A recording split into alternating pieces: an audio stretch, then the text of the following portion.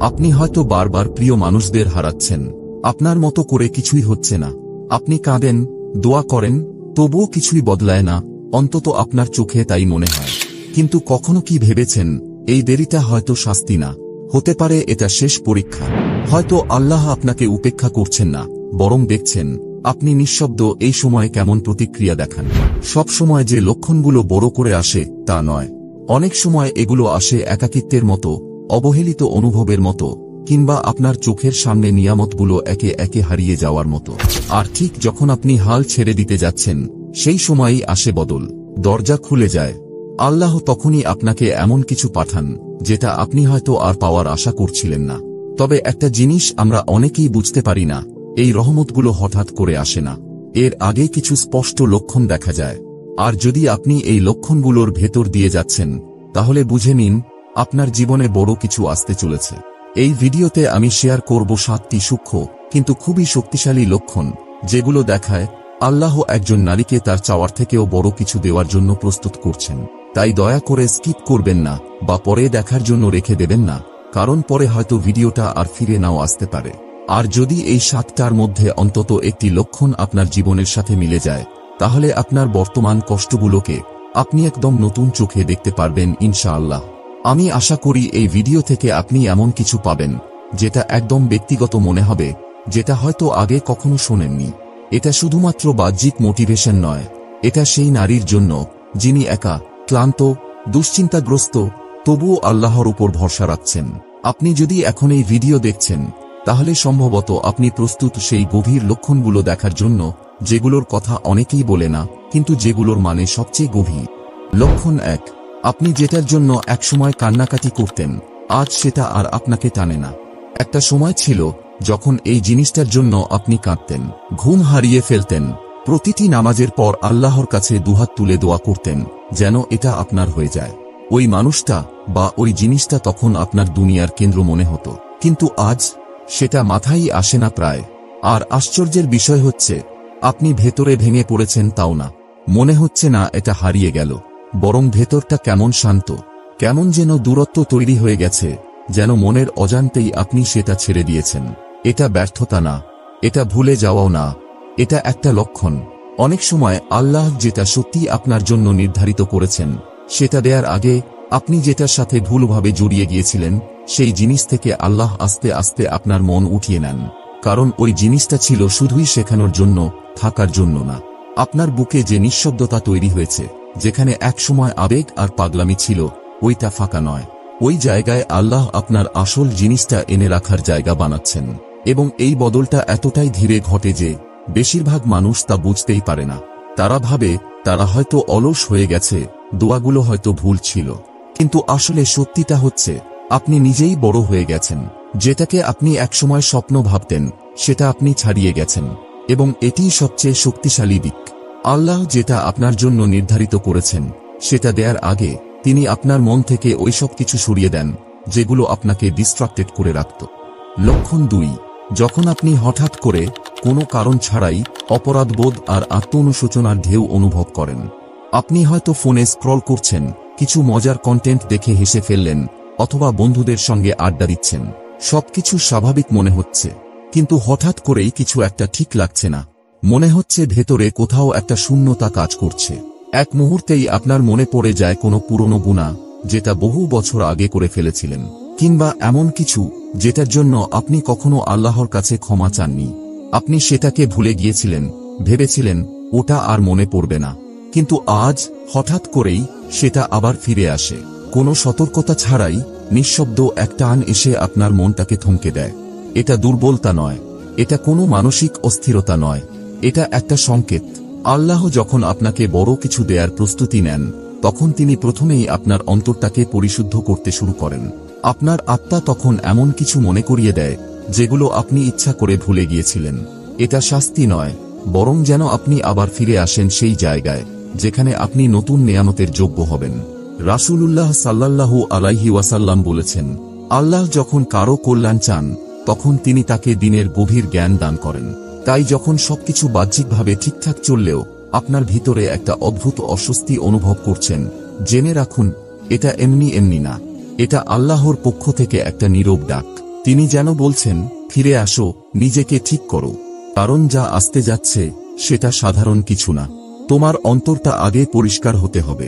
এই অনুভূতি অনেকেই পান রাতে ঘুমানোর সময়, কেউ অনুভব করেন অজুর সময়, কেউ রান্না করতে গিয়ে, আবার কেউ ট্রাফিকে বসে থাকতে থাকতে। সময়টা গুরুত্বপূর্ণ না, বার্তাটা গুরুত্বপূর্ণ। বার্তাটা হচ্ছে, আপনি উত্তরণের পথে আছেন, তবে আগে ভিতরের জায়গাটা পরিষ্কার করতে হবে। আর সবচেয়ে বড় ভুল হচ্ছে এই অনুভূতিটাকে অগ্রাহ্য করা। মনে মনে ভাবা, আরে আমি তো বেশি ইমোশনাল হয়ে গেছি।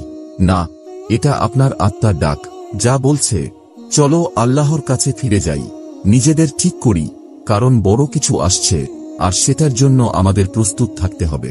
তাই আপনি যদি ইদানিং এইরকম অনুভব করে থাকেন, হঠাৎ হঠাৎ অনুশোচনা, ভেতরের নীরব আত্মসমালোচনার অনুভূতি, তাহলে সেটা থেকে পালাবেন না, বরং একটু থেমে শোনার চেষ্টা করুন। হয়তো এই নীরব অস্বস্তির মধ্যেই লুকিয়ে আছে এক চমৎকার নেয়ামতের আগমনী বার্তা। লক্ষণ 3, যখন হঠাৎ করে মানুষজন দূরে সরে যেতে শুরু করে, ইভেন তারা, যাদের আপনি ভেবেছিলেন সারা জীবন পাশে থাকবে। শুরুর দিকে এটা খুব ব্যক্তিগত মনে হয়, দূরত্বটা, নীরবতা, যাদের আপনি ভরসা করতেন, ভালোবাসতেন, বা ভেবেছিলেন সবকিছুর মধ্যেও তারা পাশে থাকবে, কিন্তু তাদের আচরণ হঠাৎ বদলে যেতে থাকে। একজন, দুজন করে সরে যেতে থাকে, কথা বলাটা শুকনো হয়ে যায়, ফোনে আর আগের মতো উত্তর আসে না, পরিকল্পনা বাতিল হয়ে যায়। আর সবচেয়ে কষ্টের বিষয়, কেউ কোনো কারণও বলে না। তখন আপনি নিজেকেই দোষ দিতে থাকেন। আমি কি কিছু ভুল বলেছি? আমি কি যথেষ্ট ভালো ছিলাম না? হয়তো আমি কাউকে ধরে রাখার মতো গুরুত্বপূর্ণ না। কিন্তু যদি আসলেই এসব কিছুই সত্য না হয়, যদি এই একাকিত্ব, এই হঠাৎ নীরবতা আসলে দুনিয়ার দিক থেকে মুখ ফিরিয়ে নেওয়া না হয়, বরং আল্লাহর পক্ষ থেকে নতুন এক দিক নির্দেশনা হয়। সূরা আল-আনফালে আল্লাহ বলেন, জেনে রাখো, আল্লাহ একজন মানুষের এবং তার হৃদয়ের মাঝখানে অবস্থান করেন। মানে, কখনো কখনো আল্লাহ ইচ্ছা করেই আপনার আর কারো মাঝে একটা অদৃশ্য দেয়াল দাঁড় করিয়ে দেন, আপনাকে কষ্ট দেওয়ার জন্য না, বরং আপনাকে এমন কিছু থেকে রক্ষা করার জন্য যা ভবিষ্যতে আপনার হৃদয়কে আঘাত করত, কিংবা সেই জায়গাটা ফাঁকা করে দেন যাতে ভালো কিছু সেখানে আসতে পারে। একবার চিন্তা করুন, যদি সবাই থেকে যেত, যদি সব সম্পর্ক ঠিকঠাক চলত, তাহলে কি আপনি আজ আল্লাহর দিকে এইভাবে ফিরে আসতেন? আমরা অনেক সময় বুঝতেই পারি না আমরা কতটা মানুষনির্ভর হয়ে গেছি, যতক্ষণ না আল্লাহ একে একে সবাইকে সরিয়ে নেন, যেন মনে করিয়ে দেন কে আসলেই সব সময় পাশে থাকেন। এটা স্বীকার করা কঠিন, কিন্তু লক্ষণটা খুব স্পষ্ট। এই নীরবতা আপনাকে শোনায়, এই অশ্রু আপনাকে নামাজে দাঁড় করায়, এই নিঃসঙ্গ রাতগুলো আপনাকে সিজদার জায়গায় এনে দেয়, আর সেখান থেকেই পরিবর্তনের শুরু হয়। এটা পরিত্যাগ নয়, এটা পরিশুদ্ধি। সব সময় রহমত মানুষের ভিড়ের মাঝে আসে না, কখনো কখনো রহমত আসে বিচ্ছেদের পর, যখন চারপাশের শব্দ বন্ধ হয়ে যায়, যখন মনোযোগ ফিরিয়ে আনা হয়, যখন চারপাশে কেউ থাকে না, শুধু আপনি আর আপনার রোগ। তাই আপনি যদি এখন মানুষের সাথে সম্পর্ক হারিয়ে ফেলছেন, তাড়াহুড়ো করে জায়গা পূরণ করবেন না, দ্রুত প্রতিস্থাপন করার চেষ্টা করবেন না, চুপ করে বসে থাকুন, আল্লাহকে তাঁর কাজ করতে দিন। কারণ যে চলে যাচ্ছে সে আপনার পরবর্তী অধ্যায়ের অংশ ছিল না, আর সামনে যে অধ্যায় আসছে সেটা আগের সবকিছুর চেয়ে অনেক বেশি সুন্দর। আর যদি এখনো মনে কষ্ট লাগে, তাহলে নিজের মনকে এই হাদিসটা মনে করিয়ে দিন, তুমি যদি আল্লাহর জন্য কোনো কিছু ছেড়ে দাও, আল্লাহ অবশ্যই সেটার চেয়ে ভালো কিছু দিয়ে তা পূরণ করবেন। এটা শেষ নয়, বরং এটা হলো নতুন কিছু আসার পথ পরিষ্কার করা, এক নতুন শুরুর প্রস্তুতি। লক্ষণ 4, পরীক্ষা এখনো আসছে, কিন্তু আপনার প্রতিক্রিয়া একেবারে বদলে গেছে। হ্যাঁ, জীবন এখনো আপনাকে পরীক্ষা করছে, সমস্যাগুলো এখনো পুরোপুরি শেষ হয়নি, দুঃখ, কষ্ট, হতাশা সবই আছে, কিন্তু এবার আপনার ভিতরের অনুভূতিটা একদম আলাদা। আগে যেটা হলে আপনি আতঙ্কে ভেঙে পড়তেন, এখন সেখানে আপনি কিছুক্ষণের জন্য চুপ করে থাকেন। আগে আপনি বলতেন, কেন আমার সাথেই বারবার এমন হয়? এখন আপনি শুধু আস্তে করে বলেন, আলহামদুলিল্লাহ। না, আপনি অনুভূতিহীন হয়ে যাননি, না, আপনি হেরে যাননি, আপনি বদলে গেছেন। আর এই পরিবর্তন হঠাৎ আসেনি, এটা আল্লাহর কাছ থেকেই এসেছে। কারণ যখন আল্লাহ আপনাকে কোনো বড় কিছু দেওয়ার প্রস্তুতি নেন, সবার আগে তিনি আপনার মনকে শান্ত করেন। জীবনের ঝড় থেমে যায় না, কিন্তু আপনার নাওটা মজবুত হয়ে যায়, আপনার প্রতিক্রিয়া বদলে যায়, বেশি ধৈর্য, বেশি নীরবতা, আর বেশি ঈমান দিয়ে। আগে আপনি কষ্টে পড়লে মানুষের কাছে বলতেন, কিন্তু এখন আপনি আল্লাহর সঙ্গে কথা বলেন, আগে সামাজিক মাধ্যমে নিজের যন্ত্রণার গল্প শেয়ার করতেন, এখন আপনি সিজদায় মাথা রাখেন। এখন মনে হয় এই পরীক্ষাগুলো শাস্তি না, বরং প্রস্তুতি। আল্লাহ বলেন, নিশ্চয়ই আল্লাহ ধৈর্যশীলদের সঙ্গে আছেন। আর এই ধৈর্য শুধু চুপ করে থাকার নাম না। এই ধৈর্য মানে হল আপনার মন কেমনভাবে সেই দেরির সময়টা সামলাচ্ছে। উত্তর দেরি হলেও মুখে হাসি রাখা, কেউ প্রশংসা না করলেও সঠিকটা করে যাওয়া। আপনার এই নতুন প্রতিক্রিয়া, এই শান্ত শক্তি, যেটা আগে কখনো টের পাননি, এটাই আসলে আল্লাহর সংকেত। কারণ আল্লাহ আপনার পরিস্থিতি বদলানোর আগে আপনাকেই বদলে দেন। তাই আপনি যদি সম্প্রতি দেখেন আপনি অভিযোগ করার আগে একটু থেমে যাচ্ছেন, ভিড়ের মাঝে চোখের পানি আটকে রাখছেন, কিন্তু সিজদায় গিয়ে সব খুলে বলছেন, তাহলে জেনে রাখুন আপনার ভিতরে নতুন কিছু গড়ে উঠছে। আর এটাই হলো সেই রহমত আসার পূর্ব প্রস্তুতি। লক্ষণ ৫, যখন আপনার দোয়াগুলো বদলাতে শুরু করে, আরও নির্দিষ্ট, আরও সৎ এবং আরও আবেগপূর্ণ হয়ে ওঠে। আপনি বারবার নিজেকে জিজ্ঞেস করেন, আমার দোয়া এখনো কবুল হচ্ছে না কেন? আপনি তাহাজ্জুদে কেঁদেছেন, সিজদায় মাথা রেখে দোয়া করেছেন, বৃষ্টির সময়, রোজা রেখে, প্রতিটি নামাজের পর দোয়া করেছেন, তবুও চারপাশে শুধু নীরবতা। তখন মনে হয়, আমি কি ভুল কিছু বলেছি? আমি কি যথেষ্ট ভালো না? আল্লাহ কি আমার উপর রাগান্বিত? এই নীরব প্রশ্নগুলো অনেকের মনেই ঘোরে, কিন্তু কেউ মুখে বলে না। কিন্তু আসল সত্য হল, যখন আপনার দোয়াগুলো বদলাতে শুরু করে, তখন সেগুলো আরও খোলামেলা, আরও নির্দিষ্ট আর আরও গভীর হয়ে যায়। আর তখনই বুঝতে হবে, ভেতরে কিছু একটা বদলাচ্ছে। শুরুর দোয়াগুলো সাধারণত এমন হয়, হে আল্লাহ, আমাকে ভালো কিছু দিন। কিন্তু যখন আল্লাহ আপনাকে কোনো বড় কিছু দেওয়ার জন্য প্রস্তুত করতে থাকেন, তখন আপনি মুখে না, বরং বুকের ভিতর থেকে নির্দিষ্ট করে চাওয়া শুরু করেন, এবং সেটা অনেক সময় কষ্ট দেয়। আপনি তখন দোয়া করেন, হে আল্লাহ, আমাকে শান্তি দিন। হে আল্লাহ, আমাকে সত্যিকারের কিছু দিন। আপনি আর আগের মতো চকচকে জিনিসের পিছনে দৌড়ান না। এখন আপনি চান যেটা স্থির, যেটা পবিত্র, যেটা আল্লাহর পক্ষ থেকে আসা, শুধু নিজের কল্পনার ফল না। আল্লাহ কুরআনে বলেন, তোমরা আমাকে ডাকো, আমি তোমাদের উত্তর দেব। এটা তার ওয়াদা। কিন্তু নবী মুহাম্মদ সাল্লাল্লাহু আলাইহি ওয়াসাল্লাম আমাদের বুঝিয়ে দিয়েছেন, এই ওয়াদা সবসময় আমাদের প্রত্যাশা মতো পূর্ণ হয় না। তিনি বলেছেন, যদি কোনো মুসলমান দোয়া করে যেখানে কোনো গুনাহ বা আত্মীয়তার সম্পর্ক ছিন্ন করার কথা না থাকে, তাহলে আল্লাহ তাকে তিনটির যে কোনো একটি দেন। ১. দ্রুত দোয়া কবুল করে দেন। ২. আখিরাতের জন্য জমা রাখেন। ৩. অথবা তার পরিবর্তে কোনো বিপদ দূর করে দেন। মানে আমাদের দোয়া কখনোই বৃথা যায় না। যখন আপনি কিছু চেয়ে পাচ্ছেন না, তখন হয়তো আল্লাহ আপনাকে আরো বড় কিছু থেকে বাঁচাচ্ছেন। হয়তো দোয়াটা এমন এক সময়ের জন্য রেখে দিচ্ছেন যখন আপনার সেটা সবচেয়ে বেশি প্রয়োজন হবে। আর এভাবেই আপনি আস্তে আস্তে বদলে যাচ্ছেন। যখন আপনার দোয়ায় এমন কথা চলে আসে, হে আল্লাহ, যদি এটা আমার জন্য ভালো হয় তাহলে দিন। হে আল্লাহ, যদি এটা আমার জন্য ভালো না হয় তাহলে আমাকে বাঁচিয়ে রাখুন, ইভেন যদি আমি সেটা চাই। তখন বুঝে নিন, আপনি হাল ছাড়ছেন না, বরং আপনি পরিণত হচ্ছেন। আপনি আত্মসমর্পণ করছেন, আর আপনি গড়ে উঠছেন। এই দোয়ার পরিবর্তন, এটা আসলে আপনার আত্মার পরিবর্তন। এটা প্রমাণ করে আপনি এখন শুধু সহজ পথ চাইছেন না, আপনি চাইছেন এমন কিছু যা আখিরাতের জন্য ভালো। এবং এই পরিবর্তনই অনেক সময় আল্লাহর দরজা খুলে দেয়, যে দরজায় আপনি কখনো নকি করেননি। তাই পরের বার আপনি যদি বলেন, আল্লাহ এখনো আমাকে দিলেন না কেন, তখন নিজেকে জিজ্ঞেস করুন, আমার দোয়ার ধরন কি বদলেছে? কারণ আপনি হয়তো এখন যা চাইছেন সেটাই শুরু থেকেই চাওয়া উচিত ছিল। লক্ষণ ৬, আপনি আগের যেসব জিনিসে আকৃষ্ট হতেন, এখন আর সেগুলো আপনাকে মুগ্ধ করে না। একটা নিঃশব্দ পরিবর্তন ঘটে।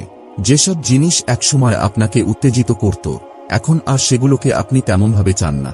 পার্টি, অকারণে স্ক্রোল করে যাওয়া, ভালো লাগার নামে প্রশংসা খোঁজা, পারফেক্ট ছবি তুলে সেটাকে শো অফ করা, সাময়িক আনন্দ, সবকিছুই হঠাৎ ছোট ছোট লাগে।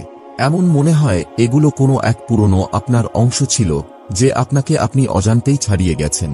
এটা এমন না যে আপনি নিস্তেজ হয়ে গেছেন, বরং আপনি ক্লান্ত এই ভান ধরে থাকা থেকে, যা আপনাকে মনে করাতো বিভ্রান্তি মানেই আনন্দ। আগে যেসব বন্ধুত্ব আপনাকে টানত, যেসব স্বীকৃতি আপনার ভালো লাগত, যেসব স্বপ্ন আপনাকে তাড়িয়ে বেড়াত, এখন সবই ভারী লাগে, পূর্ণতা নয়। আপনি আর কারো দৃষ্টি আকর্ষণ করতে চান না। আপনি আর বাহিরের কোলাহল খুঁজে বেড়ান না। এটা হতাশা না, এটা আত্মিক উন্নতি। কারণ আল্লাহ যখন আপনাকে পবিত্র কিছু দিতে চান, তখন আগে ধীরে ধীরে আপনাকে সবকিছু থেকে মুক্ত করেন যেগুলো আপনার অন্তরকে অসাড় করে রেখেছিল। কুরআনের সূরা কাহফ এ আল্লাহ বলেন, তুমি ধৈর্য ধরে তাদের সাথে থাকো, যারা সকাল সন্ধ্যায় তাদের প্রতিপালককে আহ্বান করে তাঁর সন্তুষ্টি লাভের আশায়। তুমি দুনিয়ার চাকচিক্যের দিকে তাকিও না আর তাদের অনুসরণ করো না, যাদের হৃদয়কে আমি আমার স্মরণ থেকে গাফেল করে দিয়েছি, যারা নিজের খেয়াল খুশি অনুসরণ করে চলে এবং যাদের অবস্থা ধ্বংসপ্রাপ্ত। এই আয়াতও আপনার ভিতরের সেই পরিবর্তনকেই প্রতিফলিত করে, যখন আপনি উত্তেজনার বদলে নীরবতা বেছে নেন, অস্থিরতার বদলে গভীরতা চান। আপনার মন এখন খাঁটি জিনিস চায়, ইভেন যদি সেটা একাকিত্ব নিয়ে আসে। এবং আজকের দুনিয়ায় এটা খুবই বিরল, কারণ চারপাশে সবকিছু বিজ্ঞাপন, সোশ্যাল মিডিয়া, প্রতিযোগিতা আপনাকে বলে আরো চাও, আরো পাও, আরো আলো এসো। আমাদের শেখানো হয়েছে এই দুনিয়ায় যদি আপনি জ্বলে না হন তাহলে আপনি পিছিয়ে। কিন্তু আমরা ভুলে যাই এই দুনিয়ায় সফলতা কখনোই চূড়ান্ত গন্তব্য নয়, এটা একটা পরীক্ষা। আসল গন্তব্য হচ্ছে আখিরাত। আয়াতে আল্লাহ স্পষ্ট করে বলেছেন, তাদের বাইরে চোখ দিও না, এই দুনিয়ার ঝলক দেখে আকৃষ্ট হইও না। তাই যখন আপনার মন ধীরে ধীরে সেই সব জিনিস থেকে সরে আসতে শুরু করে যেগুলো একসময় আপনাকে আকৃষ্ট করত, যখন আপনি আর অন্যকে মুগ্ধ করতে আগ্রহী নন, যখন আপনি এমন জীবন পছন্দ করেন যা আপনার মূল্যবোধের সাথে মেলে, তখন বুঝে নিন আপনাকে নীরবে, উদ্দেশ্যমূলকভাবে অনন্তকালের দিকে পরিচালিত করা হচ্ছে, চুপি চুপি কিন্তু সঠিকভাবে একটি চিরস্থায়ী জীবনের দিকে। হ্যাঁ, এর অনেক কষ্টও আছে। আপনি দেখবেন অন্যরা দৌড়াচ্ছে সেই জিনিসের পেছনে যা আপনি পেছনে ফেলে এসেছেন। তখন আপনার মনে হতে পারে, আমি কি আরো বেশি কিছু চাওয়ায় ভুল করেছিলাম? কিন্তু সেই ব্যথাটাই একটা ইশারা। আল্লাহ যখন আপনাকে অর্থপূর্ণ কিছু দিতে চান, তিনি আগে আপনাকে শেখান অস্থায়ী জিনিসে সন্তুষ্ট হওয়া ছেড়ে দিতে। তাই যদি আপনি দেখেন আপনার আগের আগ্রহগুলো এখন ধীরে ধীরে মুছে যাচ্ছে, আগের মতো আর কিছুতে আপনাকে টানে না, তাহলে মনে রাখবেন আপনি ভেঙে পড়ছেন না, আপনি শুধু সেই পুরনো আপনাকে ছাড়িয়ে যাচ্ছেন যিনি পরবর্তী বরকত বহন করার উপযুক্ত ছিলেন না। লক্ষণ 7, যখন আপনি ফলাফলের প্রতি আসক্ত নন কিন্তু আপনার চেষ্টা একই রকম থাকে। এটা সবচেয়ে শান্ত একটি লক্ষণ, তবে সবচেয়ে শক্তিশালীগুলোর একটি। আপনি এখনো দোয়া করছেন, আপনি আপনার দায়িত্ব পালন করছেন, নামাজ পড়ছেন, চেষ্টা করছেন, আশা করছেন, কিন্তু এবার আপনি ফলাফলে আটকে নেই। আপনি চুপচাপ পুরোপুরি ফলাফলটা আল্লাহর হাতে ছেড়ে দিয়েছেন। এর মানে এই না যে আপনি আর পরোয়া করেন না, বরং আপনি এমন এক পর্যায়ে পৌঁছেছেন যেখানে আপনি বিশ্বাস করতে শিখেছেন, যদি এটা আমার জন্য নির্ধারিত হয় তাহলে এটা আমাকে খুঁজে নেবে, আর যদি না হয় তাহলে নিশ্চয়ই আল্লাহ আমার জন্য আরো ভালো কিছু প্রস্তুত করছেন। এখন আপনি বারবার ফোন চেক করেন না, সেই কাঙ্ক্ষিত ফোন কলের অপেক্ষায় থাকেন না, পুরনো কথোপকথন বারবার মাথায় ঘোরান না, আমি কি ভুল বলেছি এসব নিয়ে আর মাথা ঘামান না। আপনার পরিকল্পনা ঠিকমতো না চললেও আপনি ভেঙে পড়েন না, কারণ এখন আপনি আপনার চেষ্টা থেকে আল্লাহর পরিকল্পনার উপর আস্থা স্থাপন করতে শিখেছেন। এই স্তরে পৌঁছানো সহজ না, এটা আসে ভেঙে পড়ার পর, বারবার আশা ভাঙার পর, যখন আপনি উপলব্ধি করেন যে কোনো কিছুকে খুব শক্ত করে ধরে রাখা কেবল আপনাকে আরো ভেঙে দেয়। রাসূলুল্লাহ সাল্লাল্লাহু আলাইহি ওয়াসাল্লাম বলেছেন, যদি তুমি আল্লাহকে স্মরণ করো তবে তাকে তুমি তোমার সামনে পাবে। তুমি যখন সুখে থাকবে তখন আল্লাহকে চিনো, তাহলে কষ্টে পড়লে তিনি তোমাকে চিনবেন। জেনে রাখো, যা তোমার ভাগ্যে ছিল না তা কখনো তোমার কাছে আসতো না, আর যা তোমার ভাগ্যে ছিল তা কখনোই তোমার হাতছাড়া হতো না। এই হাদিসটা একরকম মনের নোঙর এর মতো। যখন আপনি সত্যিই এ কথা বিশ্বাস করতে শিখবেন, তখন আপনার নিঃশ্বাস বদলে যাবে, মন শান্ত হবে, হৃদয় থেকে সব রকমের জেদ ও জোর করে কিছু পাওয়ার মানসিকতা উঠে যাবে। আর তখনই জীবনের দৃষ্টিভঙ্গি বদলে যেতে শুরু করবে। কারণ আসক্তি ছেড়ে দেওয়া মানে উদাসীনতা নয়, এটা মানে শান্তি, এটা মানে আপনার মন আর ফলাফলের দাস নয়।